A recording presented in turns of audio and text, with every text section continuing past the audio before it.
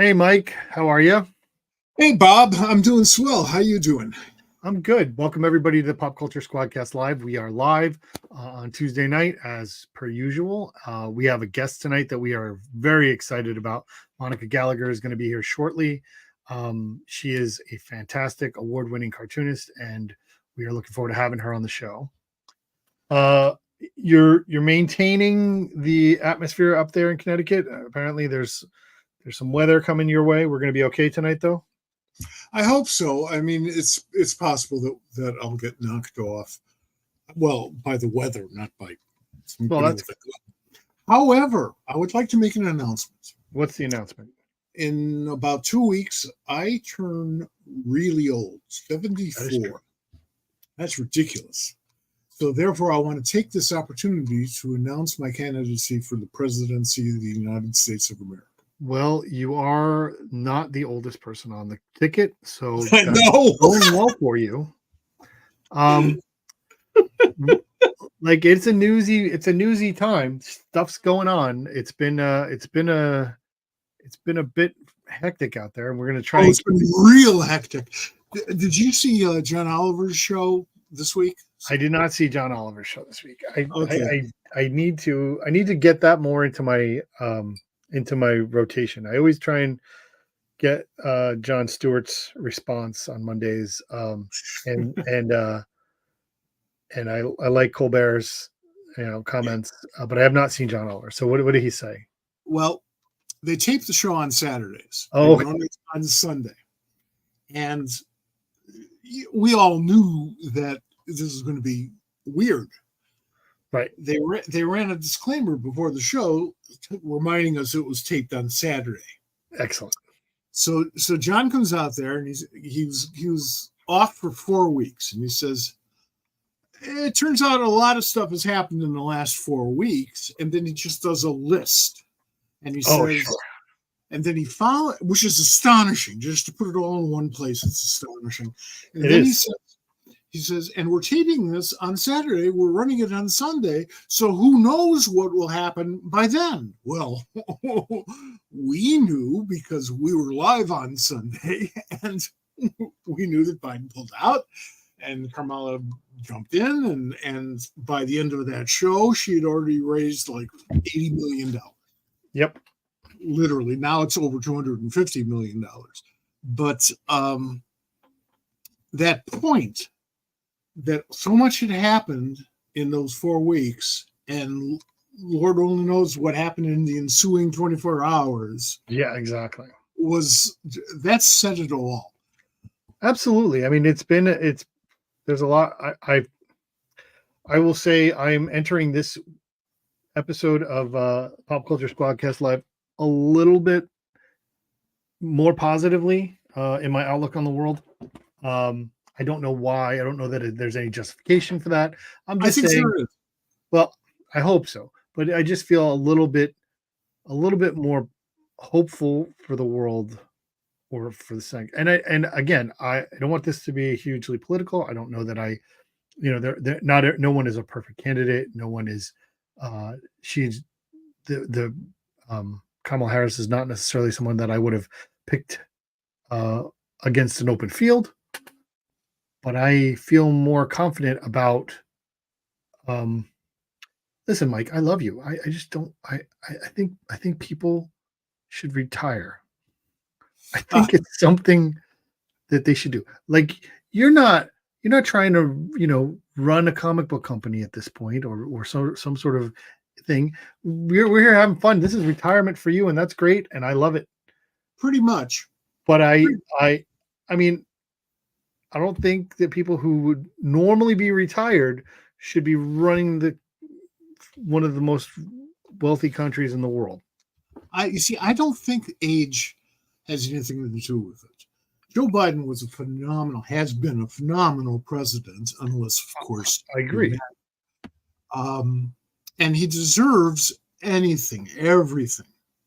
However, he's not sharp enough any longer at 81 to be president. If you can't handle that debate, and I don't like calling it a debate because it's not, but if you can't handle that, when the pressure is really on and it's all live, well, that's what 4 years in the White House is. It's all that. Yeah. Just, I mean, And I'm not. we had our reservations beforehand, but that really showed, dude, it's time to accept the win. Yeah. I'm gonna.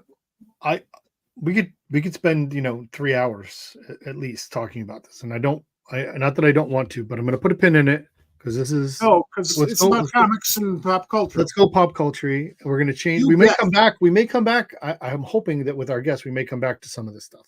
So that will be good. But right now, let's talk about what's going on in the pop culture world. Number one, San Diego Comic-Con is this week.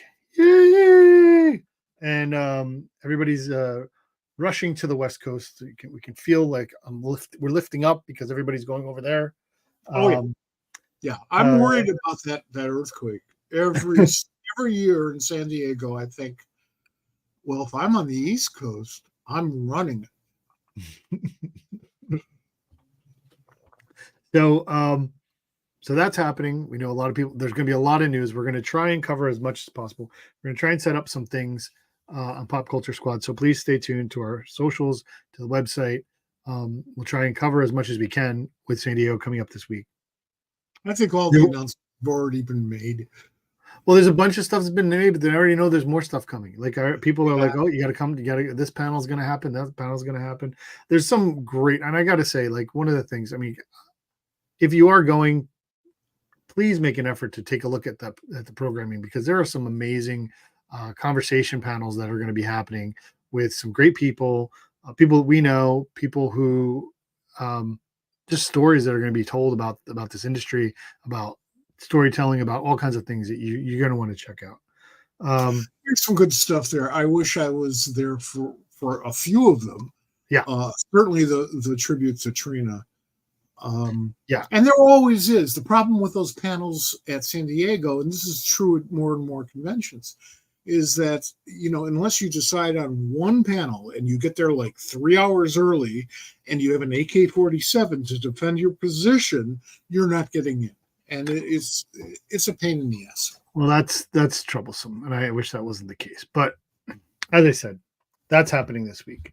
What else is happening this week? Well, there's a movie coming out this week. I don't know. I've heard a little bit about it. It's been something that has been kind of, coming for a while. It's out there. It's a movie. I heard it's fun. I heard it's very serious. Definitely for kids, and it's this one. Oh yeah. So Deadpool Wolverine comes out this week. If you haven't seen the last trailer, you should go watch it if you're into trailers. If you're not, I'm giving you a spoiler alert for like you can come back in 20 seconds. But in the latest trailer, X-23 is in it. The actress who played Laura in the Logan movie is in it, and I am so excited. Yeah, and that's just the tip of the iceberg. From what I have read, I've not seen it. I've actually stopped going to previews, although nobody invited me to this one. But what's really exciting about this is that everybody who's reviewed it for the trades says that this is a game changer. That not only does this sort of restore the audience to the superhero film, but this is a superhero film worthy of that type of attention. It is a game changer. And speaking of Gail Simone and Fabian Nicieza, that's their right. There's so this is these are some of the folks who saw it last night at the thing. Fabian Nicieza, Jerry Duggan, Gail Simone, Joe Kelly, and Fabian's response was the movie is caffeine injected fun with action, humor, and heart, full of unexpected, meaningful cameos. Okay. So jam-packed, you'll want to see it twice, and most surprisingly, an absolute love letter to the Fox Marvel movieverse. Go see it. Yeah. Yeah. Gail says it isn't just hilarious; it has an emotional kick like a divorced mule. This is the Deadpool I love, a zip line of snark who also works to see beyond the pain, and it's the funnest, meanest MCU Wolverine yet. Van C. Reynolds and Hugh Jackman own the world. You see, that's why I have such, and have always had such high regard for Gail's work. That is a wonderful line. Yeah. And yeah. Which one of those wonderful? I mean, they both of them are fantastic. An emotional kick like a divorced mule. That's the one. That's the one. Because I'd never get to that. I'm almost typewriters trying to write something really witty for Pop Culture Squad and very meaningful that'll dramatize my point. Couldn't come up with that one. That's great. We're going to see this movie. So before we come back, we do have a guest next week. We'll have a show next week. We'll get to that later on in the show. We'll reveal our upcoming guests. But we'll be here before we get back on these airwaves next week. I will have seen it. Will you have seen it? Yeah, I will. So we're going to see it. There's no reason not to, because everybody will tell me about it anyway. Well, I'm not going to tell you about it if you're going to see it for yourself. So, but that's because you're a reasonable human being. Well, these things happen anyway. We're going to talk. We will have some discussion of the movie next week. We'll probably lead with that. It will. I'm looking forward to it. I'm hoping to be super excited. I'm hoping to be pumped about superhero movies again. I like superhero movies. It's funny because this is also the 20th anniversary of quite possibly the worst superhero movie of all time. Okay, 20th anniversary. Worst superhero movie of all time. Well, Justice League isn't that old, or the original Justice League Roger Corman movie. Nope, not that one. Doesn't count. Yeah, because it wasn't released. But I think it was better than the last Justice League movie. So what's the worst superhero movie ever? Catwoman. Never saw it. That's good, because I haven't either. I've never seen it. I love Hallie a lot. Sure. I was jazzed to see her, although I was disappointed that they just brought in a new Catwoman. And then, like a domino effect, every single thing seemed to go wrong. And there are superhero movies I miss. I don't go to see. And I decided that would be one of them. And I have not regretted the decision. I should point out that for almost the very self-same reason, even though I'm told it's a much better movie, I have not seen The Joker. So, yeah, I have not seen The Joker. Thank you for the segue. I might see it. I have seen the trailer, the first full trailer for Joker 2, which was released today. DC has some level of Instagram, poking at me now that they let me know everything that's going on. So they'll change their mind about that. They might, but I did see it today, and I was very uninspired about the concept of this sequel. Mm-hmm. And I got to say, the trailer has me intrigued somewhat, which is way more than I said I could have told you yesterday. Yeah, I mean, the greatest thing is to go and see a movie that you didn't think much of in advance and have a wonderful time. That's great. It's really a wonderful experience. The problem is that it's such a pain in the ass to get to a movie theater, to get that second mortgage going so you can buy some popcorn. I skip popcorn. It's insane. And so I'm a little bit more careful.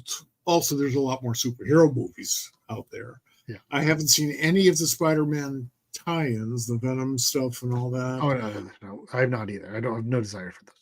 Yeah, I noticed that. I'm not. I don't want to go see a villain. I don't. The fact that I didn't want to see the Joker to begin with is I don't want to see a villain movie. I'm not here for that. There's plenty of other movies that are made that have villains as main characters that Right. I don't need to bring my comic book villains to the screen to be the main character. I think that if they were to do a Catwoman movie today, which they won't, and tie it into the contemporary Catwoman storylines, which they would if they made the movie, which they won't. I think they have the potential for making a very good movie there because the backstory is great. Sure. Today, it wasn't. They've done a lot better. They've done a lot more. Yeah, absolutely. Mindy helped a lot with that, I think. And I mean, she did at the time, and they ignored what she had done, to be honest with you, because it was pre-movie. But that's Warner Brothers at the time. So, well, it depends on who's running the show and whose name is on the checkbook, and that changes every couple hours. Sure. We're going to get to our guest. She is in the green room. We're very excited. We're going to have Monica Gallagher on very soon, so please stay tuned. We're going to run through our last segment here prior to it, and that's new number ones for this week. We have only a couple books I really want to talk about. The first one is new number one this week is Flash Gordon number one from Mad Cave Studios. Jeremy Adams writing, Will Conrad art, Lilo Ridge colors, and Taylor Esposito letters. I have read this book. You have read this book. I have too. I am excited. I enjoyed it a lot more. Well, I liked issue 0, which is really the first issue, because in comics, we can't count. Right. But I enjoyed this one even more. It was a real first issue. It is a real first issue. It is. I didn't read the 0 book. And I loved this coming into it. Now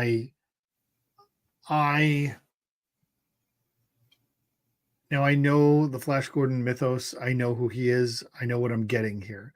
But if I didn't know who Flash Gordon was, I think it plays. I think it's a good, mid-career entry into a character. It's not an origin story, which I love the fact that it's not an origin story. Yes, but it is a beginning episode to this story that's being told, and it's beautifully drawn. Will Conrad. I've never seen Dale Arden look so fabulous since Alex Raymond. Sure. That's probably the highest praise I can make. I just, it's well constructed. There's a good amount of emotional storytelling that goes on through it. There's plenty of action, but it's not an all an action book. Like there's a good sense of building some tension with the reader and the characters, especially at the beginning. Then it really opens up. They set up a fabulous story. Yep. A story that actually got me interested not only in the characters, but in where those characters are today. Because there's like this time gap that they set up just in the very first page. And it's brilliant. I don't want to give it away to people because I loved it so much. I want folks to read it and enjoy it on their own, or hate it and tell me that I'm full of shit. You won't be the first. But I thought it was brilliant because there's obviously this time gap where Flash is kind of preoccupied, and in that time gap, we don't know how long that gap is either. No, we don't. They can lay down all of the stuff that they can reveal as the story requires. Mm-hmm. And we will be left wondering at each point. That's right? good. That's good storytelling as long as it's all resolved eventually. Right. And the thing is that the creators leave themselves plenty of room to maneuver. They're not, I don't have to go from A to B to C to D because we started at F, and there could be even more letters between A and F, you know. So yeah, I love that. The other book that I really want to talk about, maybe one more, but definitely this book. I read this book already. This is the new horror anthology from Boom Studios called Hello Darkness, and it is so jam packed that all those names are just the beginning of what's on inside, and there is more than that. Yeah, I mean that's a hell of a lineup for a horror. It's a hell of a lineup, absolutely. It's as good as you get. There's for fans of Something's Killing the Children, there's a little bit of Something's Killing the Children in there. The James Tynion Werther Dell'Edera is that. There's some very interesting short little things. There's a couple of just one-off pages stories. There's some things that are going to continue going forward. And as I was telling you earlier, so this is kind of the pre-gaming stuff that we get to. There's the last story is the Garth Ennis, Becky Cloonan. Garth Ennis writing, Becky Cloonan art. I freaking love it. It is terrifying and quietly ominous, and I would love 30 issues of that story. Garth, I'm a big fan of both of them. Garth is one of the most interesting writers around and has been for a long, long time. When he writes about anything that is really British, particularly the military traditions, his stuff just drips of authenticity. He if he doesn't know his stuff, then he's making it up great. Well, I'm going to tell you that I'll make sure you get a copy of this if you haven't gotten it already, and you should read it, and we can talk about it offline because it's very well written, very well laid out visually, but simple,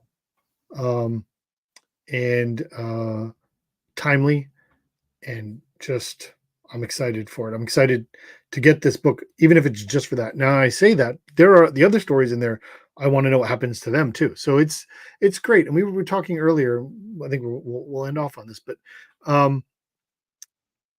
you said something about anthologies, and I love anthologies. And one of the things I was saying to you is I loved when Action Comics was a weekly and an anthology. It is going to be weekly again in October. Is it? Oh yeah. But will it be an anthology with cool stuff in it? No. It may have cool stuff in it, but not as cool as what you did. It'll be a Superman book, yeah. But yeah, that was great because you could just keep coming back and finding the rest of the story. That's the fun part about quick sequential stuff, and our to segue very slowly let me make one comment about ACW. Yeah. Before we do that, one of these days, I never heard it called ACW, so I love the fact that was the name of it. One of these days, we'll have time for you to ask me pertinent questions about Action Comics Weekly. There's a lot of stories there. We are going to get to that very soon, it's guys. Really, but the secret of Action Comics Weekly, every single issue was profitable, except for the very last one because it was solicited as the only weekly book of that month, and it was solicited as the last issue. Sure. So that's crazy. That's great. Actually got an apology from the publisher for that one. Well, it's especially because of the. Well, I mean, it's just interesting with the amount of creators on it, and I guess I don't know. It's weird. Like economically, it's interesting. Good people, great people, Great a people. lot of new talent, or talent that was new at that time, a lot of characters that people love but could not sustain their own books. Right. And One we had a lot of spin-offs from that, and most of them couldn't sustain their own books for long periods of time. Today it's sort of an average print run, but in those days, you hope for a little better. So Action Comics Weekly would have worked if with a couple of little tweaks, it would still be happening today. Maybe. Well, like that's a story for another time. That's fine. We're going to get to that. We will have the Bob interviews Mike episodes coming up. We're going to schedule some. So because there's stories that are there that we need to get out. But the one thing about anthologies that we love and is that there are so many opportunities to bring, established talent who come in to tell a story that they maybe can't tell in another setting, but also the ability to bring in new talent and get people seen alongside other talent, and just to give them that opportunity. And so many times, there are big stars today and like, oh, well, my first thing was in this anthology. I was over here that, and that's just really important. So I was very lucky in that. I mean, I grew up with the anthology comics and stuff, so I always loved their potential.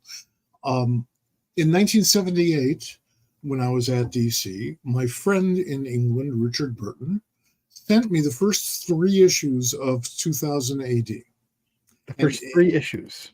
First 3, number Prague 1, 2, and 3, and asked me for my opinion, and my opinion was, holy shit, I've never seen anything like this before. This was, and to a certain extent still is, an anthology, a contemporary anthology.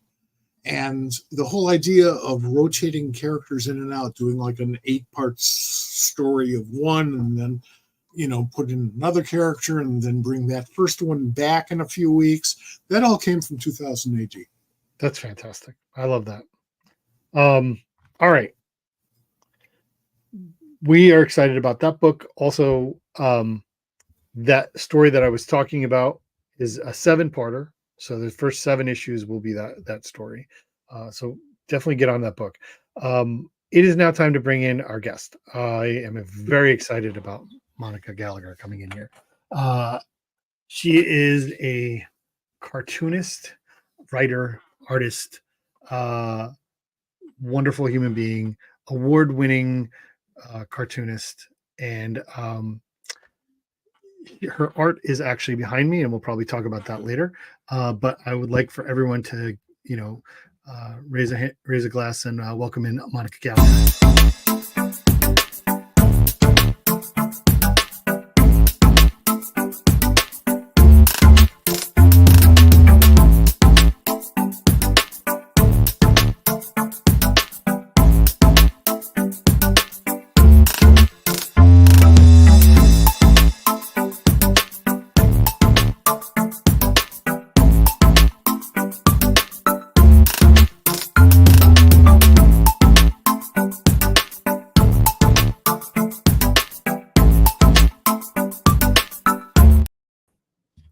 Hi. You got so many classics in there. Wow. Yeah. Oh yeah, we are going to listen. There's so much good stuff. Welcome. Awesome. For those who don't know, this is a print right here. This right here is Monica's print. The original is hanging in our kitchen right now. Really? So, yes, we have the print and the original. I also have we have the original of the season 3 Assassin Roommate banner, which that's upstairs as well. But you have a lot going on right now. When you go into the comments that we have here, folks, wherever you're watching, there's going to be multiple places that you can find Monica's stuff. She's got a Substack going on. She's very active on Patreon. And then you can go to her website. We're going to put all that in the comments so you can get to those things. I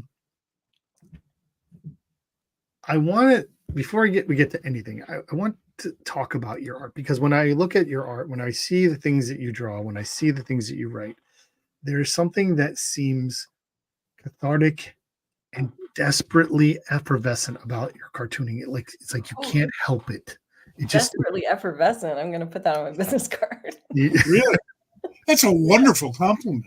It's a wonderful compliment. It is exactly how it's like you can't do anything else than tell this thing that you need to do with your hands right at this moment. Like you need to do it. It just feels that way. It feels like that's how it's coming out of you. Thank you. And you put so much of your humor and your perspective into your solo storytelling. Is that intentional? Like, how do you go about telling your creator-owned stuff? I think even when I try to be serious, I end up like trying to make it more like lighter. Just, I don't know. Like, if I ever were to like write something super dark, I think that would be interesting. But I usually, like, even when I've written like my darkest stuff, I still like try to make like, no, but it's not that bad. Come on, guys, it's fine. Like try to make light of it. And I don't know why. I don't know why I do that. I don't know why. Well, usually that's a defense mechanism. It probably. But for a writer, it's a weapon. Oh, you think so? Yeah. Oh, absolutely. Absolutely. I think it's one of your strongest. It could be a cop out. I don't know. Like it could just be like hey, I'm just kidding, folks. Nope, that's who you are. That's the story you want to tell. Get it across the plate. Also, everyone, thanks for being here. Thanks for watching. But I need to Mike Gold, Monica Gallagher, because I don't know if that's happened yet. So I want to introduce you guys. Have you guys met before? I don't think so. I don't think we've ever met before. So, and that's one of my favorite things that we do on the show. There you go. Are you in Baltimore? I used to be. I only recently, I've been in Austin for 5 years now, but I was in Baltimore for a long time. So. And you're in Austin now? Mm-hmm. She's in that one little speck of blue. Send me some barbecue, will you? Some barbecue ribs? Barbecue, no, brisket, please. Texas I'm going to disappoint you because I'm a vegetarian. So. Oh, well, that's okay. The mail works for vegetarians. Well, I don't want to break your heart, but there is like jackfruit barbecue. Yeah. Some vegetarians are into. Are you just acknowledging that exists? I wouldn't touch that. But when I lived in Baltimore, I didn't eat crabs, and that was like also sacrilegious. So yeah, there you go. Austin is a wonderful city. It's a wonderful town. The music is unbelievable. The food is exquisite. If they would just take the Capitol building and put it in Texas, I would be much happier with Austin. Yeah. And just leave Austin as not Texas. Yeah. No. Okay. So, you went to school here in Baltimore and was working here. And you, from your bios that I've read, you gave up the day job like 2017 and said full-time doing this. At what point, though, did you know? How scary was that? Oh, it was horrifying. I mean, you've been cartooning for a while before that. Yeah, so I started working full-time in 2002 after I graduated college, and then I think 5 years after that I went down to 32 hours a week, and then 5 years after that I went down to 24 hours a week. And then like it wasn't until I got the gig at Webtoon that I was like, oh, I'm just gonna do it. Here we go. Take the plunge. Yeah. What point did you know that you could do this as a professional? I mean, you kept doing that, but there was a point where you're like, okay, I'm gonna do this. I mean, I'd always been doing it on the side and right. Just hoping that it would ramp up more and more. And then it honestly wasn't until Webtoon that I was like paid enough to afford to live. But when you actually did it versus when you knew you could do it in the future, like you knew that this is going to be like, I'm good enough to be a cartoonist. You are good enough to be a cartoonist. Well, I never knew that. No, and I still don't know that.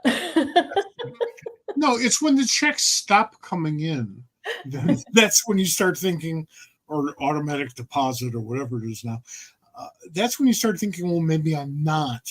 Yeah. I mean, but as long as they're paying you, you win. Then you're fine. But yeah, like I don't think I had enough appreciation for how much all of my idols and all the people I was going to conventions with who were doing it full time, where I still had a day job, and I was like, this is great. I want to do this. And they were like hustling like crazy. And I didn't appreciate that until I lost my job at Webtoons. And I was like, oh, how do you do this? I don't understand. Every cartoonist that you have met prior to that has gone through, just about has gone through that same experience. And it's, going freelance is a high wire act. Yeah. It takes a lot of faith and a lot of luck, but mostly it takes courage. And every person who starts out and takes that step, it's an act of courage. Mm-hmm. I have a lot to want to talk about. Let's start a little bit at the beginning, because that's kind of where we are. So what was your experience growing up with cartooning and comics? Like, how did you find this thing that we all love? I think, well, I was always a big newspaper comics person. Okay. And so I was weirdly disciplined as a kid. I was like, I have to read every single comic strip, even Yes. Mark Trail, which bored the shit out of me. Like I was just like, and we It's really fun now. curse on this podcast, right? Yeah. Is that okay? Mark Trail's great now, though. It is great. Because Jules is drawing it. Jules Riviera, yeah, which is like fantastic. But yeah, like Family Circus, I read everything, and even to the point where there's an episode of Golden Girls where they make a joke about Apartment 3G. Did you guys ever read Apartment 3G? Right. Yes. And they make a joke about like one of them was like reading Apartment 3G, and she was just like, "Oh, I haven't caught up in years." And it was like, "Okay, well, it's later that same day." And Alex Scott is one of the great artists.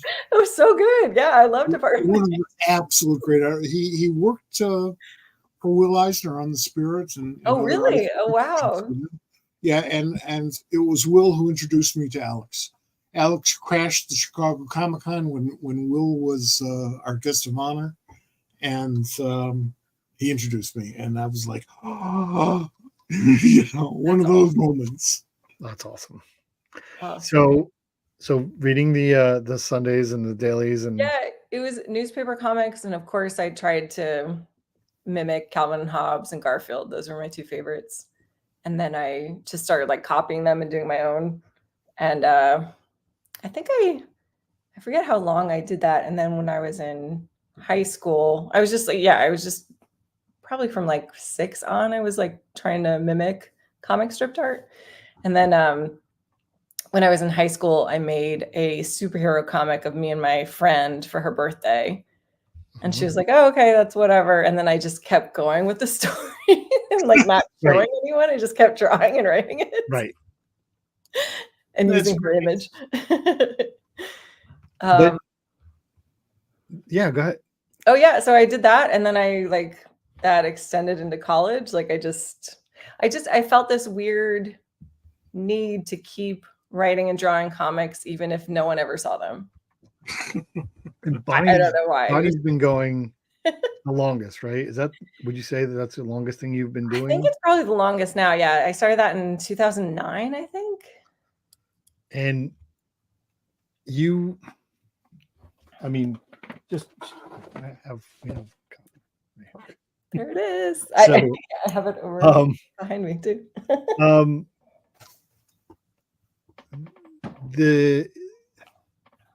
The ability that you have to cartoon in your cartooning, and I want to talk about your writing separately a little bit at some point, but the way that you tell cartooning stories, there is this you fall into it as a reader, as a consumer of the medium. You are just right there in the room with these characters that are going on, but it's so calm. It's such an easy transition, and it's one of the things I find about your art and your work. how much thought, preparation, structure goes into drawing a panel or scene or what you're going to do? I think it depends with Bonnie. Bonnie started out, I thought it was going to be a comic strip because I did it for the Baltimore paper, the Mhm. city paper. They were having an open call for cartoonists to do like I think it was I don't know if it was daily or weekly comic strip. And so I was like, I want to do kind of like a Blondie style, like 50s pinup, but Mhm. about roller derby. Mhm. And so I As like, one does. yeah, of course.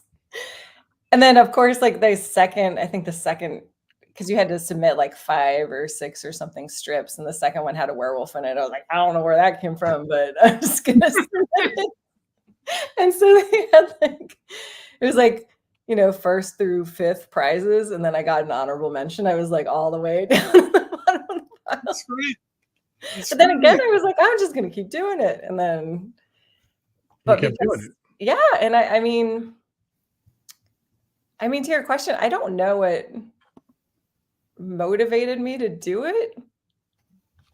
I had been doing comics, so I'd been putting comics online since I was in college, and I had like this most comic artists or comic writers, artists start with like an epic story. And so I had this big epic story called Gods and Undergrads that I Mhm. started out with on my website when I was in college. And I thought I was just going to do that forever.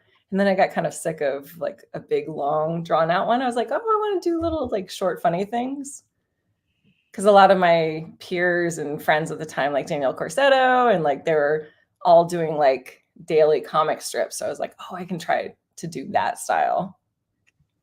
And yeah, it was just an experiment, but it was nice because it really opened me up to like a different way of writing, which was Okay. super helpful. When I was a kid, that's what I wanted to do. And I actually wrote, when I was in 8th grade, I wrote a newspaper strip for an artist who was also in the 8th grade. So it was really amateurish, but we did like 2 weeks worth, and we decided we couldn't submit it. It wasn't good enough. But the exercise was a tribute to my upbringing because I learned how to read from reading comic strips in the newspapers and the reprints of them in comic books when I was a teensy tiny little kid. My sister would read them to me. And I still have massive affection for the form. I realize that most of that is nostalgia based because there are very few strips compared to what there used to be. But you mentioned Blondie, and I would like to mention that the first several years of the Blondie strip were completely different. First of all, Dagwood wasn't even in it. Oh, really? And oh yeah, yeah. Blondie was a flapper, and she would She was a date, flapper? Wow. yeah, and she'd date her next door neighbor. She was just drop dead gorgeous as a flapper of that era, and beautiful curly hair and all this stuff. And then finally, it kind of evolved. She evolved through different boyfriends and met Dagwood. And it turns out that Dagwood came from an incredibly wealthy family. And they didn't want him to marry such a common woman as Blondie Boopadoop. That was her last name. Boopadoop. Well, with a name like Boopadoop. Yeah, that was a lot to let her. And the minute they got married, the minute in the strip, he was disinherited and thrown out. And so they were on their own. And they're on their own. And then all of a sudden it became this not unfunny and also well drawn at the time, certainly, suburban family newspaper strip. Became all That's about the still, sandwiches. yeah, it's still around. So God bless him. Um, That's so interesting. I want to spend a little bit of time talking about mags. So Assassin Roommate is probably the thing you're most well known for. You're most If I'm known for anything, yeah. no. Well, listen, it won an award, all right, It did. or at least one. It was, and we were there to witness it.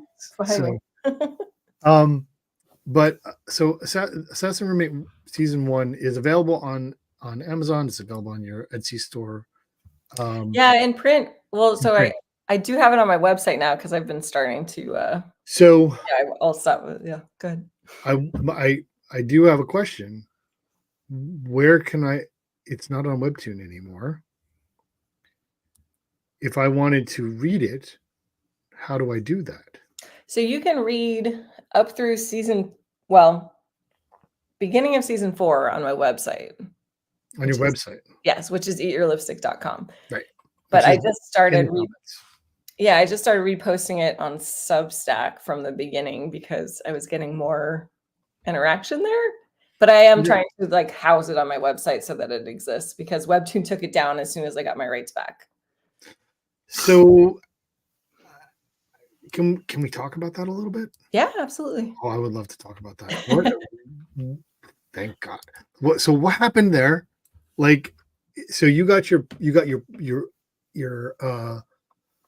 got not only your print rights, but you got your online rights.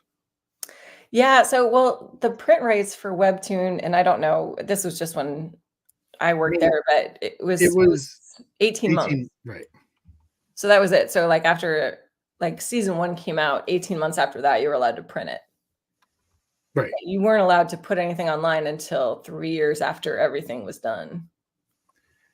And so now, because you've waited 3 years to do season 6, you have it now back. They took it down. You have rights to it to publish it digitally, and season 6 is on its way.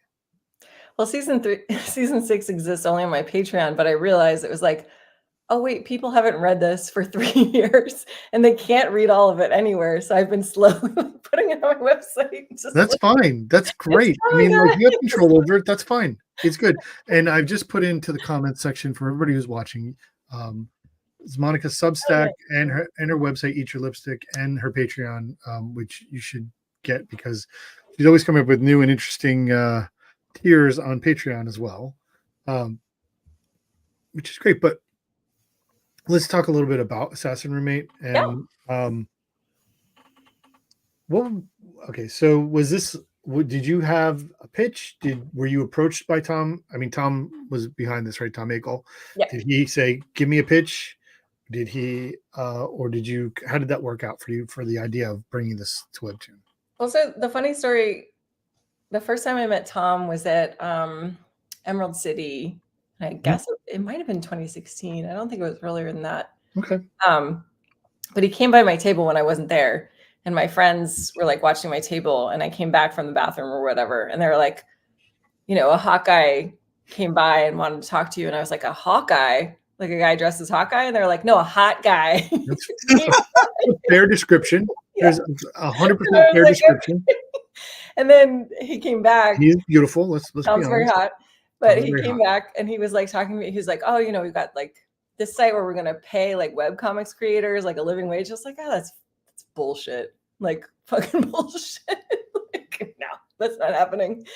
But then he was persistent. And then he was like, you know, if you have anything to pitch. And I was like, yeah, I have this idea. And he was like, okay, but it has to be romance. And I was like, well, I have a pitch about assassins, but they can just make out and it'll be fine. Then, like, that happens. And he was like, when do you want to start? And I was like, oh shit. Like it happened very suddenly. Like once I had the pitch, and I credit like, I don't like going to conventions was the only way I was ever able to find jobs in comics. Like talking with people and like actually communicating was the best.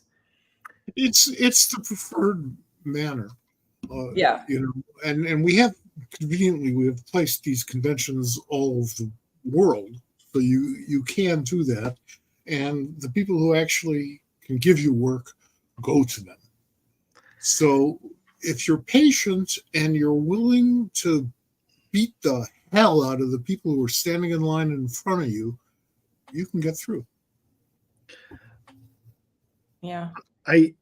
So with Assassin Roommate, you know, you got this idea for some assassins. It becomes this massive love triangle between Mags and Kurt and Jason. Her parents are a major fact. Like how does that, because you couldn't have had all that 4 seasons worth of that in your idea. Like how does that evolve as you're telling this longer, what became 130 episode story? Yeah, it ended up being 5 seasons before it was canceled. But yeah, it just started out as like a romance between two people, and then I don't know, it's kind of a thing where I'm not like J.K. Rowling, like I don't outline every book, Sure. like plan it out like forever. I outline like certain things, and then I like when characters surprise me. I like when like things happen that I wasn't predicting. Um, so and it's kind of like the side characters tell you they want to be more important, and then you like make room for them, and you're like, okay, all right. I guess I'll like, Wait till they start asking you for royalties. yeah, yeah. They're like, yeah, like, bitch, I need part of this. And I remember reading about Joss Whedon when he was talking about Spike. Spike was supposed to be on Buffy. He was just supposed to be a side character. And then he was so like powerful in terms of like everybody's response to him. He was like, well, shit, now I got to write a whole thing about you now. And that's how I feel about like some of Sure. the side characters just like, Absolutely. and then I don't know. Like with Jason like that. Jason, I thought was just going to be a one-off, yeah, for sure. Yeah. And no one was clamoring, but I found it more interesting to talk about, like, whenever you have a love triangle, it's like, okay, the woman in the center is an assassin, but she wants someone who's normal and just like, cozy and loving and like not simple, but just kind of like Not an assassin. uncomplicated. Yeah, but then the part of her that can do assassin work, she's attracted to that too. She's like, oh, I know that guy. Like, I understand that mentality. So He wants her. yeah, and it's like the two halves of like who she really is, who she's like aspiring to be, that kind of stuff. And like I want to also talk about the fact of how of the characters you draw. There is not, your characters have. You're not a pinup artist. I don't. Your characters have real bodies and real shapes, and and it is completely normal and unremarkable. And I love that about it. And is that something that's important to you about the way you draw? Yeah, absolutely. And I started that with Bonnie because when I used to skate for Charm City, I used to be in roller derby, and I learned that you could not estimate any person's capability athletically by their body type. Sure. Because there are women that would just like beat the shit out of me that I was like, oh, no, they can't catch me. They're huge. They're not as fast as me. No, that's not true. Or they're tiny. They can't hit me that hard. And I learned like early on, like that wasn't true. But then I felt like it was really important, specifically for Mags and Assassin Roommate. She was like a combination of a bunch of different influences. And one of them was Melissa McCarthy in Spy.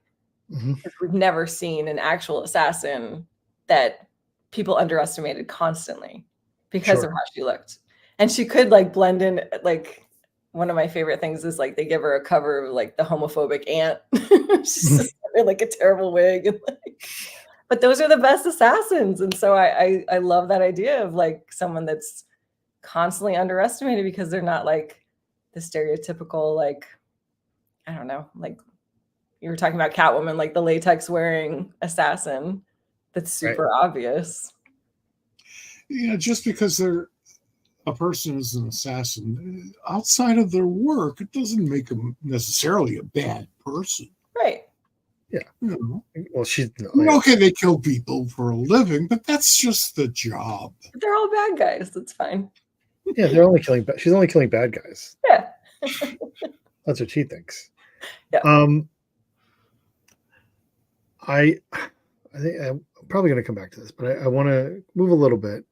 And not only do you draw stuff, but you write too. You wrote a Black Ghost with Alex Segura, and you wrote the podcast that you did, and you've written for Ghost Fence Forever, right? Is that with Kata? As a writer, what is that process like for you where you're not drawing? It's so awesome to be able to collaborate with people. because I have written my own stuff and I get lazy with that. Okay. So when I draw stuff that I've written, it's just like, oh, you never have to do a cityscape. You never have to do a crowd scene. It's fine. And then when I write it for other people or when I draw for other people, then it's like more of a learning moment. So for Kata, it was great when I was writing because I think I was writing a script like I would for myself. And she asked me a ton of questions. And I was like, oh, I didn't even think about that. Like now I have to think about that. Oh, that's actually important. Like, what's the meaning behind this? Like, what are you like trying to convey? Do you think that writing for somebody else made you a better writer for yourself? I don't know. I think it made me a better writer in that For other project. people? Okay. But I could still fall back on my own bullshit when it's just me. It's really kind of amazing how many writers are trained as artists and how many artists, after working for a while with writers, decide, hey, I can do this, or hey, I want to do this. Yeah. And start out and start writing on their own, and then ultimately become really good writers and kind of let the artwork fall aside. Yeah. Which always disappoints me as a reader, but I certainly get it as a creator. Yeah, that was something that was really nice, specifically working with Alex on a comic, because the first time we worked together was on a podcast. And that was like crazy and fun, just like because neither of us had ever done that before. And I thought, so when we went to actually record it in New York, I thought that the sound effects guy would come with a suitcase and would have like a pair of shoes in it, and it would have a tiny door that you open and like foil that you made like the thunderstorm sound effects. And they're like, no, we just have like a flash drive of sound effects. Right. I was so disappointed. Yeah. I worked in a recording studio. I used to be on radio, and I worked in a recording studio 1,000 years ago. And I would sit behind the board with the engineer, and the guy who owned the studio would tell me that this studio cost several $1 million to build, echo chambers and the whole thing. And now I can do better than what we could do in that studio with my iPhone. Right. So times have changed. Sure. Writing Black Ghost with Alex, with somebody else, with a writing partner and someone else's drawing. What was that experience like? And would you do it again? I would. It's interesting. So working with Alex, because he is, a writer and he's so prolific. Very and good. he kind of introduced me. Yeah, but he's such for as phenomenal a writer as he is, he's such a good collaborator. Like he's very generous, which I don't know. I'm very impressed by that. I think that's part of his personality, regardless of whether he's writing or just being a human. He's a very generous person. Very generous. Yeah. Like he's constantly, I don't know. He has like so many things going on, but he's always thinking of other people, like as he's doing all these other things. Sure. But he kind of introduced me to, I think it's the Marvel method of like script writing, where you're kind of like basically saying like what you want conveyed, but you're not going to say like panel 1, panel 2, because you don't want to restrict the artist. Right. It's referred to as the Marvel method. Is that the Marvel method? Okay. Yeah. It's referred to that way. It's plot story. It's a plot method, right? Where you give plot, you don't necessarily do, script out panel 1, this is what happens in that, and all kinds of art direction and scene direction and stuff like that. You kind of let the artist kind of lay out the page based on what they want or how they tell the story. Which that was difficult because I'm still used to, I can't write a page without visualizing it. Do you That's write? what every comic book writer needs. But I don't want to force that. Like, but what the artist came up with, what George came up with, was like amazing. So I was like, oh, right. Thank God I didn't.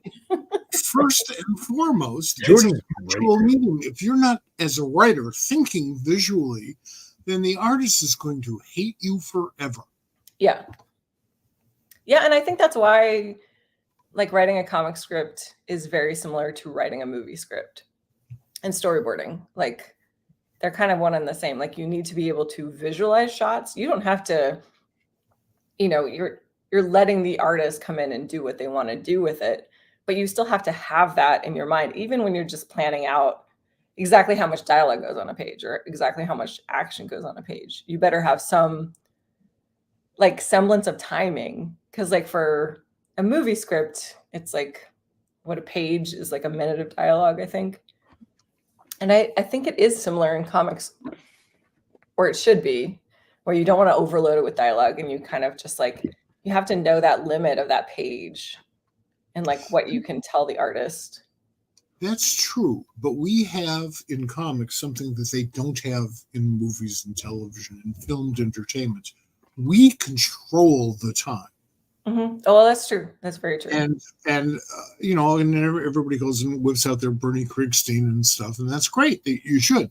Panel placement can suggest time, and there's all different ways of manipulating time in the story, but most of it falls under the category of because I say so.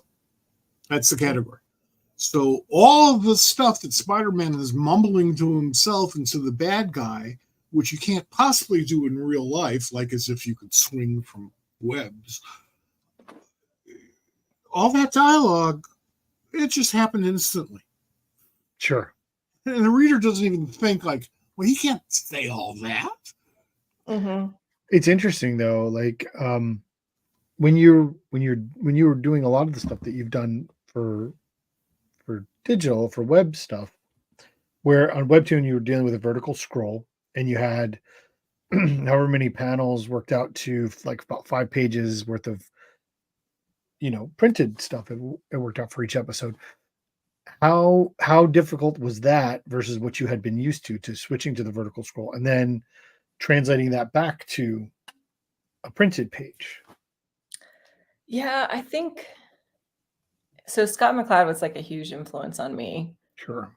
And he did like the infinite scroll, and he kind of introduced me to the idea of web comics where you're scrolling and that's the gap between panels, right? Like rather than having a huge panel on a printed page, it was like the time it took you to scroll was like, that was like building up the tension kind of thing.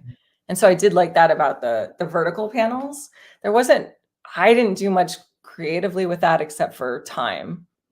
So I ended up adding like more and more space between the panels, but I didn't do a lot of Webtoon cartoonists had like gorgeous, like long things, like long art that you would scroll through to get to something, which I thought was really cool. But it completely changes the reading experience when you try to put it in a book. Sure. There are, so Assassin Roommate translated excellently to digital. There are other webtoons that didn't translate well. And there's nothing wrong with that. They were written and designed and created for a digital scrolling method. Right. It's just that when you realize that when you put it in a book, it's just a bunch of faces. When that works on a phone, it just doesn't work in a book when you just have 9 panels of somebody talking to you. And what was kind of good and bad was that I've always been trying to get like women of my age reading comics. Like a lot of my friends who are my age, they won't read comics because they're like, I read it so fast. They don't know how to read comics. So they just read the words and they just like, skim through everything. Right. But there are a lot more women reading comics on their phones. They understood that. Oh yeah. Yeah. Which is interesting. Like I don't know if that was just like a mobile, like gaming kind of format they got used to, but they were fine reading comics on their phones. It was the preferred method. That's awesome. And it works. We just have to change our orientation. The idea of putting those stories into a book format is almost like making a movie out of a comic book. Exactly. It's really 2 different media. Yes. And you have to kind of translate, so I admire that. That's a lot of work. And it's a different experience, but there are a lot of people who, even if they read it online, they want that printed copy. They want to see it. Sure. Even though it's going to be a different experience, they still want that. Well, you see the movie, you read the comic book, it's the same thing. You know, it shows you the importance of story and the transcendent value of a good story. Plus, it's easier for them to revisit. Like when they have a book, they can just like open it whenever they want, rather than like revisiting my old stuff on Webtoons. I'm like, oh my God, when did this happen? Like I have no, like, it's just Trying to find it. Yeah. So, and when you get to be my age, you really want to have something you can pull off the shelf and say, oh yeah, that's what that is. Right. Okay. I forgot. A lot of people do. Okay. Like surprisingly, a lot of people still like, I think books have gotten a bad rap. Like, you know, like newspapers are like, oh, print's dead. And it's like, no, people still, they want books. Vinyl records got a bad rap for a while too. Yeah, now they're back. Well, vinyl records deserved it. That's an elitist thing. But comics, you know, it was all you had. Comics were built. Yeah. Comics were built as newspaper strips, and before that, as kind of, you know, go all the way back to the caveman drawings. You know, well, we've adapted those caveman drawings to other media, and it all started there, or it all started, I don't know, it started in the ocean somewhere. When we crawled out, we brought comics with us. Yep. But that's how media transforms, and that's how we as readers want to appreciate it. We want to do what's going on now because we don't have the facilities to do what used to be going. It's like, Bob, if you're a vinyl collector and then some old person, older than me even, comes in and says, no, cylinders. You got to have cylinders. Oh, the wax cylinders? Yeah. You know, and where everyone sounds like they're a ghost. Yeah. Yeah. The first thing I ever downloaded. Did anybody ever say that to you? Let me tell you the story.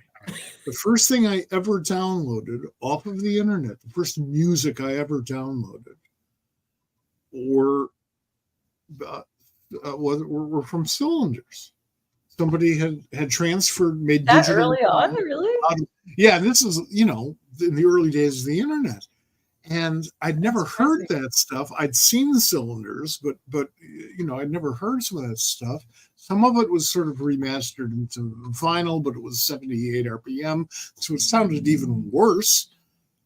But the first stuff I ever downloaded were cylinders files, and the music works. Interesting. All right. I used to think that everybody in the 40s all sounded alike before I realized it was the recording, like the recording quality. I just thought everybody we have Bing Crosby to thank for that. Bing Crosby hated the fact that his voice could not transfer to record appropriately, so he helped invent microphones that would, like the ribbon microphones, that would boost your sort of bass tones. Oh, that's interesting. Yeah, that makes sense. Yeah. And then he went on to like help invent recording tape because he got tired of having to do his radio stuff live. Mm-hmm. That's awesome. Makes sense. Yeah. I always derail Bob. I love it. No, I have things to say. There's things to say. I have this. I wrote this question. So, and it's a bothersome question because I don't know. It's too much, and I need to break it up. So I'm going to break it up this way. So let's talk a little bit about Be More Into Comics because I think it's very important what you guys did and its legacy. So what was the inspiration for Be More Into Comics for people who don't know? So Be More Into Comics. It's B apostrophe more. It's Baltimore. Baltimore into comics. Baltimore. Yeah, but my friend suggested Be More Into Comics. And I was like, sure. Brilliant. Yeah. I think it was 2013 when we actually started it, but it could be wrong. Okay. But I got the inspiration. So I went to a comics convention and I was talking. Oh, who was it? It was Joey. I forget his last name right now, but he was part of Fluke. And so I've never been to Fluke in Georgia, and it was kind of run by SCAD. And it was like a casual, like Comic-Con that was attached to the university because it's a comics art university and everything. And they would just hold Joey Weiser. So they would hold it in like this like local bar and just have people with their comics at a bar. And after going to so many conventions that had like Baltimore Comic Con at the time, like they had like a huge entry fee and people having to wait in line for like hours and hours, already paying before they even got to the comics, was just like kind of obnoxious. And so I was like, what if we just had like casual, like comics would just be in bars. And I specifically said bars because I wanted it to be for adults, because adults don't think comics are for them. So it was like, what if they just wander in and see like a bunch of comics? And so we tried it out at Bad Decisions, which was one of my derby bars, which is great. It was run by a guy who was in Harm City Homicide, which was the men's roller derby team. And so he let us, like, he normally opened at 5 on Saturdays, and he was like, I'll open at noon if you guys at least buy drinks. And so we like set up like 8 tables in the bar because it was a tiny spot. And then like people just stumbled in there like, what's this? What are these comics? And it was so fantastic. It was free. You know, it was just like, they would just like wander in and then like talk to people. And there was no barrier to entry. That was like the thing I liked about it most. So yeah, I wanted to just like kind of extend that. And we did that in a bunch of different bars around Baltimore. And then we kind of settled at the Wind Up Space because it was such a great venue. But we always wanted like more of just foot traffic, like people accidentally like coming in. And that's why and I think it was Joey Weiser himself. Like I later saw on Instagram or something, he had comics like at a grocery store. He had a table set up.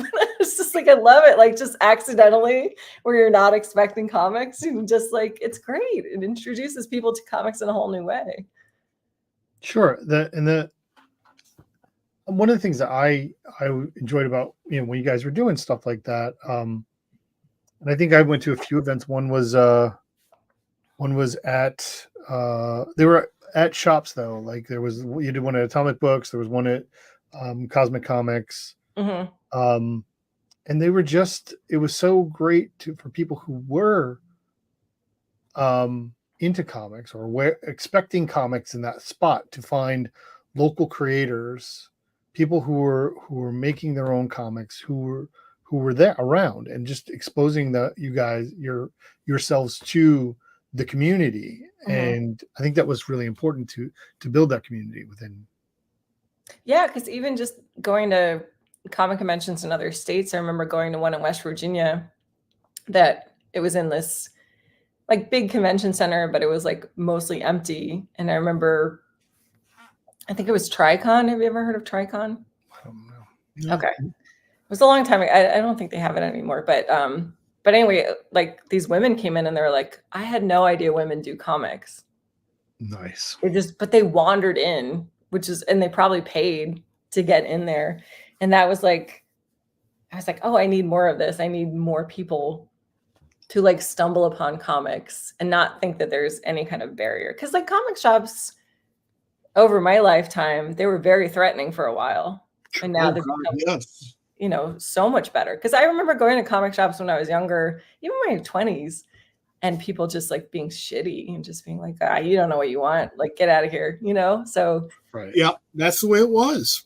And it still exists, but not. It does, not anywhere near as much. I'll tell you the most surreal experiences I've had at conventions. Those conventions that were held in semi-vacant shopping malls and closed shopping malls. And for some reason, they would hold a comic book show there and invite people, and guests would come and people would come in. And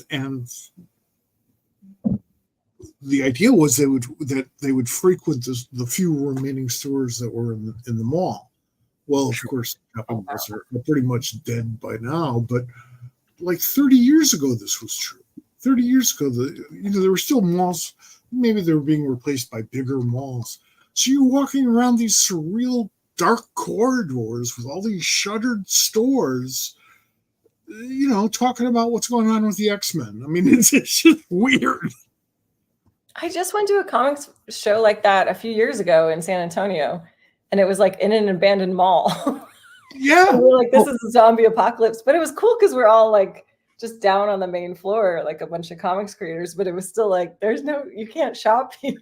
Like, no, there's nothing to shop for. There's nothing here.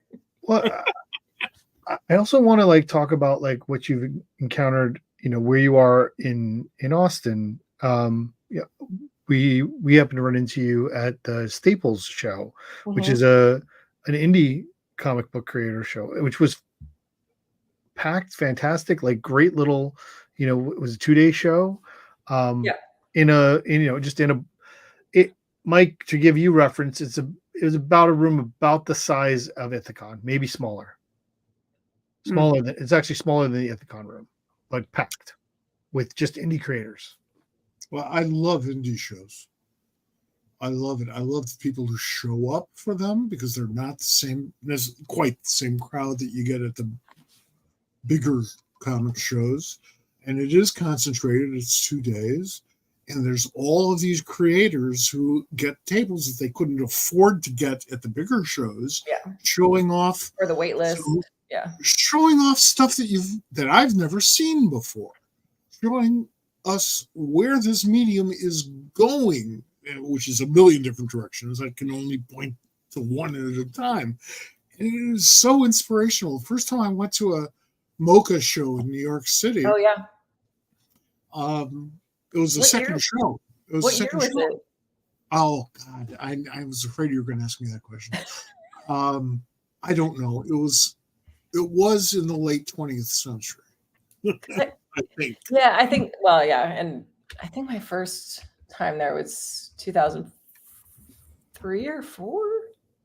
It was still in the Puck Building, but it was amazing. Yeah, the original shows were at the Puck Building, which is a beautiful, beautiful building. My God. So it would have been 2003 because the first show was in 2002. I might have been there. Yeah. And it was at the Puck Building until 2008. It was a wonderful experience for me personally because I walked out of the Puck Building that first night thinking, we have a future. This medium has a future. And in the early part of this century, we weren't so sure about it. Why? What made you think that? Was it because it was like an indie or right? Like excited young people who had all of the determination and wanted the skill. Nobody thinks they have the skill, but that's true for people who've been in the business for 50 years. Right.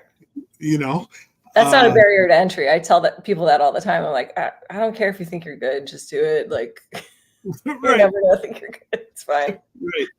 And they come up with all this great innovative stuff, and it's not based upon the same stuff that everybody else does at the big shows, because until recently they were all trying to work for DC or Marvel. Yeah. And there's nothing wrong with working for them, and I did. And if you want to draw Batman, you're going to have to do it over at DC. But there are all these young cartoonists out there who aren't influenced by that. They might not have even experienced that stuff. They have other experiences, other influences, and that is what any communications medium needs. Mm-hmm. Yeah, I advocate. That's a very I agree. important. It's a perfect. You've now given me a good segue to the second part of the question that was confusing me. So there's this thing about Monica Gallagher that I love, and that you are an active citizen of your society, whether it be Baltimore or Austin or America, whatever it is. You are part of the community that you're in, and you write about things that are and draw about things that are important to the society that you're in. and I don't mean that it's exclusive to you. I mean, because if you haven't seen her cryptids for each state, you absolutely should, because they're fantastic. I don't know if you've done Connecticut yet, but when you do, Yeah, Mike, I've done all the states. okay, good. So we got to get Mike. We got to get Mike a Connecticut one. Do you want? Yeah, let me show you. Keep talking. But beyond that,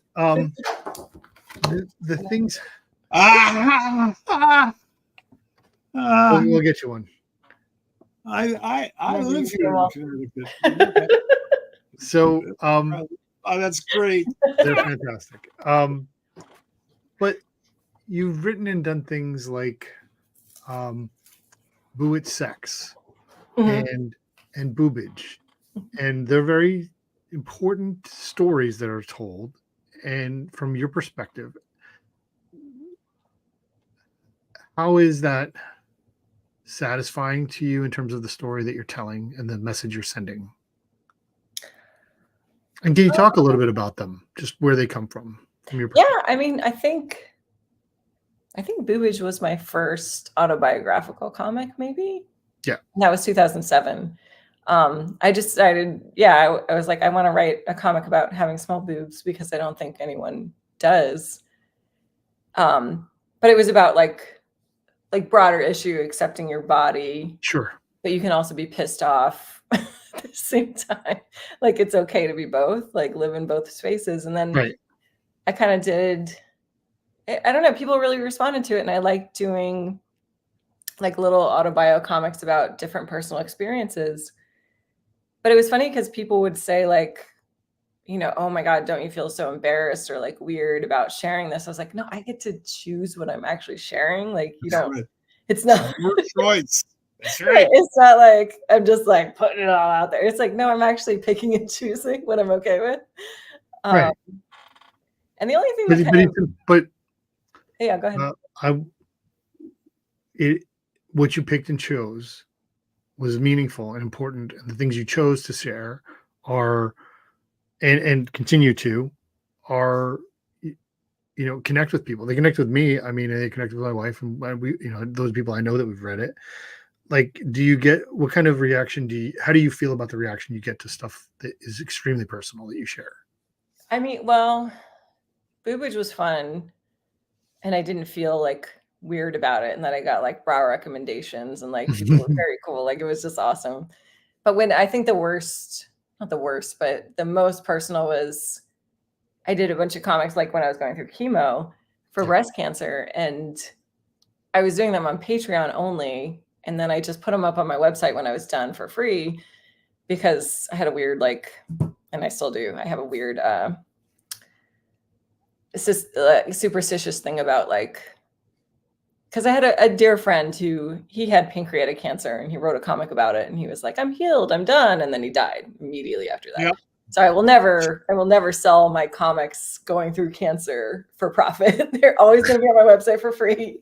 Anyone can check them out. But it was awesome. I'd been to, because I was going through that right when Assassin Roommate first started. Sure. So that whole year I was locked out of going to any conventions or anything.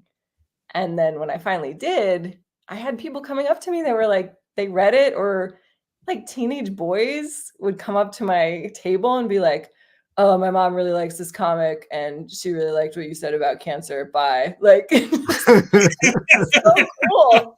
It was just so great.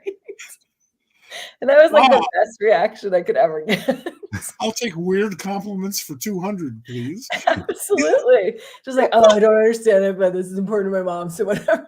Like, it was so great. So I felt like that was the most personal thing I had shared that I felt like a little bit weird about sharing, but at the same time, it felt like the most valuable. Just about every adult in the world, but certainly in the United States, has a good friend, a family member, a lover, probably a hell of a lot more than one, who has gone through that, who's had breast cancer. And that makes it a common story in the sense that people are interested. And the information that you as a survivor can pass along is critical, Yeah. because you're giving people hope, and Well, like, and that's the most wonderful thing you can do. and I also, I guess that's just my style, but I wanted to present it as these are the awkward, and part of it was because I had a good friend who went through it 7 years before me, and so she was kind of counseling me, and she was Irish, and she has a fantastic sense of humor. So she was like, "Okay, when they put you in the MRI, it's gonna be like you're a cow. They're gonna back you in. You're gonna be like tits down, like ass up, like this." And so I wanted to present that idea of it because it is a lot of bullshit day in and day out that you can make fun of. It doesn't always have to be like the worst thing in the world every day. It's just like, oh my God, I have to do this shit now. And it's awkward and it's funny and people can relate to that. And so I wanted to break it down that way as I was experiencing it. And if I hadn't, I don't think I'd remember any of it. There was a writer editor named Norman Cousins magazines, who very well known in the 50s and 60s, who had cancer and was in the hospital for a very long time, was not expected to walk out. And the therapy that he came up with was to just watch like a bunch of Marx Brothers movies, to laugh his head off, to watch funny stuff, to experience as much joy as he could. And he walked out of that hospital. And he wrote a book about it. Yeah. So he can share it. And that is so important. I think that's the most important, is to share it. Yeah. That's right. Well, again, I think that's where I come back to the fact of, the way that your art comes out, and the humor that's such a huge part of it, is that you are often telling stories that are, maybe we should have gotten this earlier, but like you're often telling stories that are hard sometimes, and putting that that bit of humor on it is like, hey, let's not. It's gonna be okay. That like we can laugh at the ridiculousness of all of this, because at the end of the day, we're all trying to make the world better and be happy within it. And you do a great job of that. You do a great job of sharing that level of hope to your readers. And I think it's important. I mean, that's great to hear, because I think a lot of, I don't know, well, with certain topics, I was just kind of writing it like, God damn it, like now I have to deal with this kind of thing. Sure.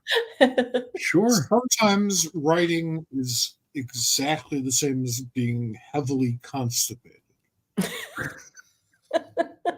think I need to write that one down. Yep. Put it on a t-shirt. That's right. Next time I go to a writer's one, Michael, it's not going to happen. What does that mean? I'm sorry?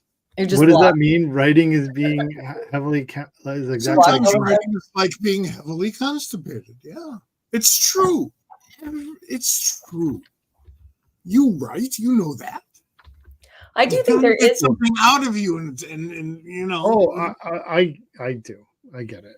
There's something interesting too about autobio comics, where people, when they know it's autobio, they immediately identify with it. It can be like the furthest from their experience, but they, like, knowing it's autobio, they immediately identify with it. And I think that's fascinating.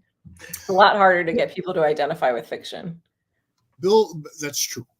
Bill Griffith, who's been the underground artist who's been doing Zippy for 60 years. Yeah, brilliant guy. He has mastered the art of doing biographies, both autobiography and biographies of other people, in graphic novel form. He did one of Ernie Bushmiller last year that was also a critical analysis of his work, and it was all a graphic novel. Or, well, it wasn't a novel. It was a graphic biography, which was brilliant, which was astonishing. And it's one of those things where you read it and you go like, oh, this is great. How come nobody's ever done this before? Well, people have, but in little elements in all of their work. Here's a book about that. And here is where comics can go should the creator so desire. That's great. I do think for a lot of comics creators, it is easier, not easier necessarily, but it's, I don't know, it's kind of like gentler for them to share their experience within the pages of the fiction and kind of like, you're always like referencing other people with your characters or referencing yourself. Sure. So you can kind of test out certain things that way. And it's kind of like, it's an easier way to do it in terms of like, if people turn on you, which they might like aggressively confront you, which people have done to me before, like you can be like, oh, that was my character. That's not me. Like, but you can still get that out, like, and people identify with it, but it's like, you still have that separation. So you're safe. You're still protected in a way if you don't feel like, you want to be exposed. It's interesting. It's interesting being in the perspective in the spot where I am, because I have a lot of friends who are creators, and when I read their work, I can see them in their work a lot. And so many times, sometimes I can see them in their work when they can't. Yeah. Oh yeah, I'm sure. Like, I'm like, I will not share the actual, but there was a thing where I read my friend's work, and I'm like that's you, and he's like, well, it's kind of like, no, it's like 100% you. That was, but that's such a testament to their writing. Yeah, I mean, there was they knew that they were imparting part of themselves into it, but they didn't realize how extensively and how clearly someone who knew them would recognize it. And it's in strong ways like that, and it's in small ways other things, but like, you can't be a writer and not have part of who you are show up in it. Oh, for sure. Yeah. I think if, I don't know, but I'm also not Bob Kanigher, so there's that. Well, don't get me started. anytime Bob wants to like put a little energy into a show, he'll just toss Bob Kanigher's name out. I've definitely like written and drawn characters and just been like, oh yeah, this is a new character. My friends are like, my friends are like, that's your parents, right? And I'm like, no. They're like, it looks exactly like your parents. Yeah. No idea. Yeah, well, that's great. That's the point.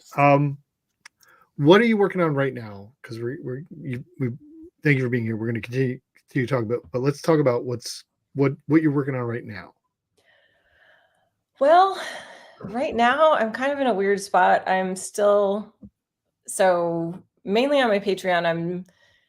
I'm doing Bonnie, which has been a long running comic about a roller girl and werewolves. So I do that a couple times a week, and then I'm still doing Assassin Roommate, like, even though all the old stuff isn't like fully loaded onto my website yet, but I just started continuing it because I wanted to.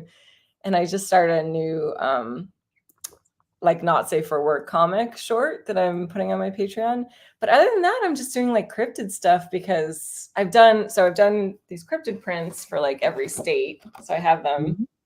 And then now I started doing these little booklets, which are super fun. So like because the prints just like show them, but oh, that's cool. Yeah, you got it. These have like little blurbs about them.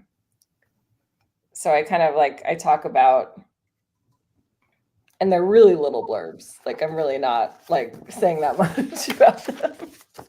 No, they're perfect. I mean, it's cool stuff. It's great stuff. It's like a little guide that you can like carry around with you. And so I started doing that, and it's great, but I have to do them for all the states now. I think I have 6 of them so far. Have you done Alaska? Yes. I did store appearances in Alaska. There you go. And I got to tell you, I don't know why I'm so bad at this camera. I haven't had a better time anywhere else in the world than doing store appearances in Alaska. Do they talk about the cryptids up there when they say you got to watch out for this guy? Really? Oh, I would love to, man. When you were in Alaska, did you find out about the local, stories of the characters, Mike? No. I mean, the otter guy. Oh my god, that's the one I've heard about. How do you enjoy the research for this? Like, how do you go about getting all this stuff? Yeah, this guy is the otter guy. Kushaka is like the one I've heard about the most. Oh yeah. So where did he come from? Well, so it's funny. So I'm starting because for a while when I first started doing these prints, I didn't do that much research. I was like, whatever, I just want to draw it. And so now going back and making these little booklets, people are asking me more about it so I can actually write about it. So that's why I think I'm going to try to start while I'm making the booklets and drawing the characters bigger and then writing a little blurb about them, I'm going to talk about them, what little I've learned and just storytell because but I'm not doing deep research or anything. But you really seem to enjoy it. Oh, I love it. Yeah. I mean, because you just whipped out all these different states and they're right at your fingertips. Yeah. And you smile and you go, wow, look at this. And it's just so great to see that enthusiasm, particularly for the type of storytelling that we don't see very often. You think That's so? great. Yeah. Oh yeah, yeah. Oh, absolutely. But it's interesting because when I started doing it, I think it was last April was the first time I brought the prints, and that was to C2E2 in Chicago. Mm-hmm. And they were obsessed. They were like, do you have Wisconsin? Do you have this? And then I had people tell me oh, my great-grandfather was mayor when the Enfield Horror was running around. They told me their stories. It's folklore, and everybody, they have state pride, but they also they have stories, and it's a nice unifier, especially right now. People. Oh yeah. There's no. Well, besides people saying well, that cryptid is our states. It's not your states, which people have told me. Exactly. The Jersey Devil, very, very, very. People in Jersey are very particular about the Jersey Devil. Well, the Jersey Devil belongs in Jersey, yeah. Well, I understand that. I'm just saying it's a very prideful thing. There might be a drawing of the Jersey Devil hanging on our walls somewhere. I'm just saying. Well, you're allowed. You're allowed to. Yeah. See, I live a few minutes from New Jersey, and have for the last 35 years. And my daughter and I both are fans of the New Jersey Devils, the hockey team. Oh yeah, I love that. I love when they do a mascot. It's the best. Oh yeah, I agree. And you can't help but see all of these different Jersey Devil stories and representations and stuff. And it's really cool until a certain point where you go wow, you guys are really obsessed with this. Oh yes. Really into it. It's kind of the way Marylanders are about their flag. Well, everybody has something like that in their homeland, Sure. in their fatherland, motherland. Yes. Yeah. And that's good. Those are folk tales. That's what we make comic books out of. It's true. Exactly. I think that's what binds people together. And then even if you write a story about I'm not too scared to write these little blurbs about them because people are already arguing with me, and I'm that's great, that's fantastic. That's right. Right. Oh, I was you don't know. I don't know. We weren't there. We didn't talk to Chupacabra. We don't know. It's fun being a troublemaker. Mm-hmm. What shows are you going to be at this year for the rest of the year? Let's see what show. I'm going to be at Rose City Comic Con for the first time ever in Portland. SPX is my hometown show, which a couple years ago I became Legacy because they were you've been coming since 2002, so Legacy built in. So I was yeah. And then I didn't get into New York City Comic Con. Oh no. I know. I got waitlisted from a bunch of shows this year. That was one of them. I'm gonna go You're to not Memphis. missing anything. Hmm? You're not missing anything. I mean, I enjoyed it Well, last listen, I year. like it because I get to hang out with Monica and I know, it bars was and fun stuff like last that. year. I understand. I mean, it's And that's crazy. for any convention. You get to hang out with your friends and with good people. I know. With that, I'm talking about how the city of New York deserves a convention center that is at least 5 times bigger than the And one that Javits, New York Comic Con is in. Yeah. or closer. You're gonna go to Memphis, right? Yeah, so Memphis I've never been, but Leanna Kangas told me about it, so I'm excited. And then Thought Bubble, I'm gonna go to. I'm very excited for you going to Thought Bubble. That is one of my things that I really want to do. I've been there a few times, but it's always reckless because I can't afford it, but I just go because it's So fun. how do you get there? How do I get there? How do you get all the way up there? Flying it, like, do you fly into London and then how do Well, it you used get? to be so now it's Harrogate, but it used to be in Leeds. Which is just north. Harrogate's just north of Leeds. Yeah, so I think I don't It's remember the last 4-hour time. I drive have from been to London. it once before when it was Harrogate. I think I still flew into Leeds. Oh, you flew into Leeds. I think so. Oh, that's cool. Could be wrong. I have to figure it out. Interesting. It's weird for me, concept of like, flying internationally into someplace that's not there, and then you have to like get there. Yeah. There was a great story that we heard earlier this year about someone flying in somewhere in going to someplace in the north of Spain, and they had flown into Madrid, and then they had to take like a bus far north, and it was a crazy story. But like, I love that. Like I will go anywhere that has a comics fest if I can afford it. Or if they, like let me be a guest. I have that same affliction. Yeah, I do. Did you say table affliction? I said I have the same I affliction. went to that thing Yeah. for about 40 years. I know it grows out. We'll just, like when we get to be too old to be president, it stops. It goes out. It goes away. That's when it goes away. Yeah. But like I would love to do comic conventions in like Montana, Wyoming, like places I've never been that I don't even know. I've done Montana. What? I've done Montana. You've done Montana? Okay. Yeah, I need to like get into those shows. I loved it. I loved every minute of it. And then one of the sponsors, sort of drove me around the area. We got to Wyoming, to Yellowstone, to up in mountains. Oh, and also the worst outhouse I'd ever seen in my life. Okay, we don't need that part. I won't go into detail.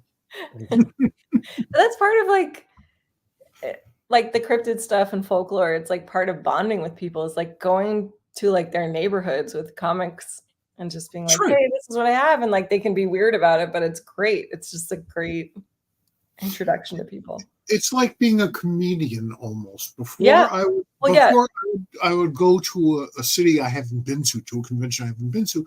You try to sort of read up a little bit to find out what the locals are going through, just so you have an idea of what you're walking into. And it could be great fun. Mm-hmm. It'd be great fun, but they will share if they know that you have a clue. If you start that conversation, they'll fill in the blanks. It's wonderful.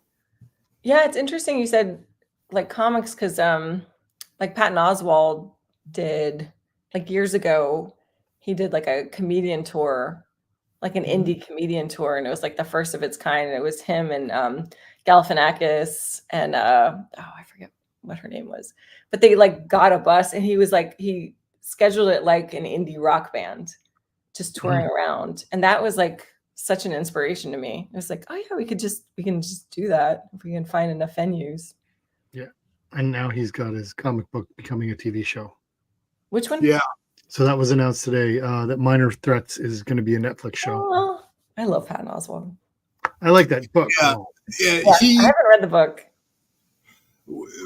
I love his work and I love his fandom. But when we were raising money for John Ostrander's eye surgeries, there were 3. He was the first to send us what I regard as a substantial check. And talking about putting your money where your mouth is, that man immediately delivered. Not Gail Simone helped on that. Oh, I She love was that one too. person.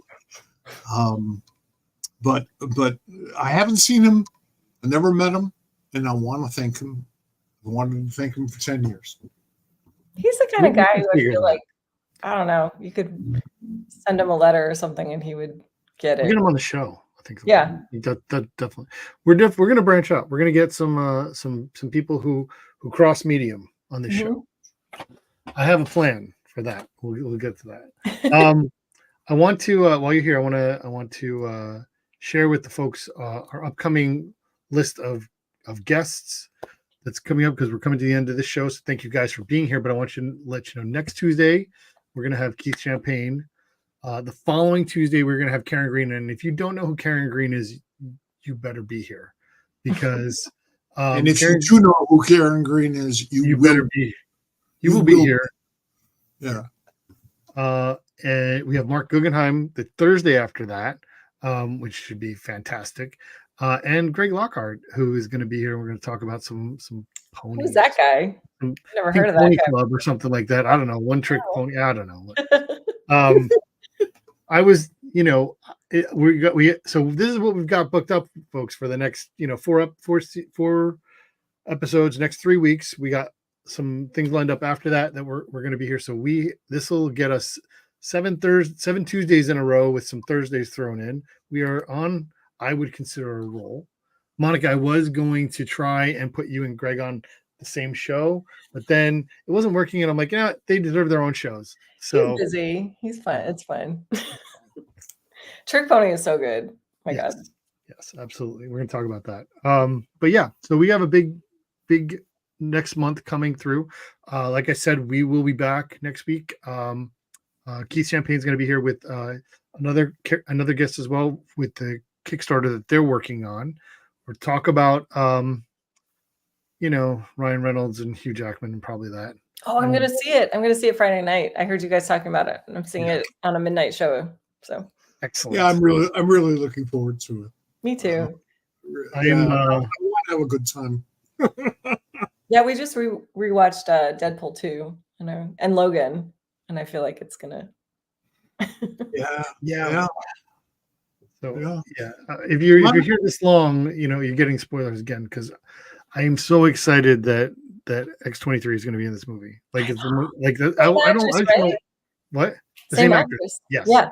So what folks don't know is that she's like 10 years, I think now, or a long 8 years since Logan. It's like 8 years, I think.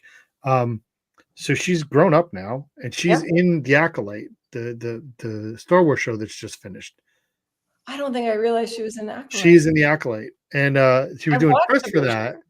And people are like, "Oh, are you going to be in the Deadpool Wolverine?" I haven't seen The Acolyte, so I don't know where she's. But I know she's. Oh, it's so great! I didn't even know. Watch it. So they're like, "Oh, are you going to be in it?" And she's like, "Oh no, I wish I could be." And she's got all these quotes about like, "Oh, it'd be great to get back together." And the whole time, but she was lying the whole time because she was in the movie. And that's fantastic. And she's like, "I just channeled Andrew Garfield," and because I would do the same thing. Like, I'm not telling you. Yeah. And so and I don't even know if she knew it was going to get because it was in the last trailer where that's the first time everybody knew she was going to be in it. We were just rewatching Logan the other day, and she's so terrifying. She is. That little girl. Let me ask you a question about that. Have you seen both the color and the black and white version of Logan? I've not watched the black and white version of Logan. What's that? No, I've not watched the black and white version. No, I didn't even know there was one. They released a black and white version. I remember that. And God, it was like watching a whole different movie, but just as good. I mean, it's so stark. I can understand. Yeah. Did they show like blood? Well, yeah, but it's like black, but not like red or like not another color. I mean, I love gray tones. I love wash tones. The old like Warren magazines, black and white stuff. That's a lost medium as far as I'm concerned. And that's true for movies even more. Yeah. So I was really impressed with the fact that they did that. I realized they did that because they needed some extra money, and this was fast. But that's okay. Disney bought them anyway. That's such a good movie. Oh, it's such a heartbreaking movie, but so good. It's funny because I think it was so. Our buddy, who's I think Dean's left, but he was on earlier, and Yeah, I saw him. Yeah. So Dean had dinner, I think, last night with I think Chris Yost was in that picture with him, and he was co-creator of X-23. So Oh, really? Yeah, because it was Craig Kyle and Chris Yost created X-23. Right, that's right. And I'm sure he might have been in town to see the movie. Probably was invited for that, I would think. They're very good about doing that. Well, they flew Gail in and out. She was back home today. Oh, wow. And I think they actually paid for Chris Claremont's subway fare. So better. Yeah, well, he's got a mountain of stuff. So anyway, that's what we got going on. We're very excited about what's going on. We're so happy that you were here, Monica, and thank you so much. Talk about your comics and your career and what's going on in the world. Is there anything else we've missed that we want to touch on? Again, nothing I can announce, unfortunately. My Patreon is where I have most of my new comics, except for cryptid stuff. we are here when you have things you want to talk about that you can announce. So please keep our number handy, and we'll reach out to you as well, because we love their stuff. And everyone, go into the comment section. You will find places to get Monica's stuff and see her art and stories. Monica, I'm very glad to have met you. Me too. This is so fun. A wonderful guest, and I'm so happy that you have agreed to put up with us for an hour and a half. Likewise, yeah. With me. All right. I'm gonna pull you out, Monica. Thanks for being here. We'll see you again soon. Bye. Bye. Hope to see you at the show soon. Yeah, absolutely. Okay. That was great. So, everyone, again, as I said, we will be back here next Tuesday. We will talk about some bloody R-rated comic book movies. We will talk about some Kickstarters that are coming up. We will hopefully feel even more positive about the world we live in than we do today. And that's always our goal every day. Yeah. Sometimes we have a hard time, but it's getting better. Oh, absolutely. All right, everybody. We'll see you later. Good night. Thanks for being here.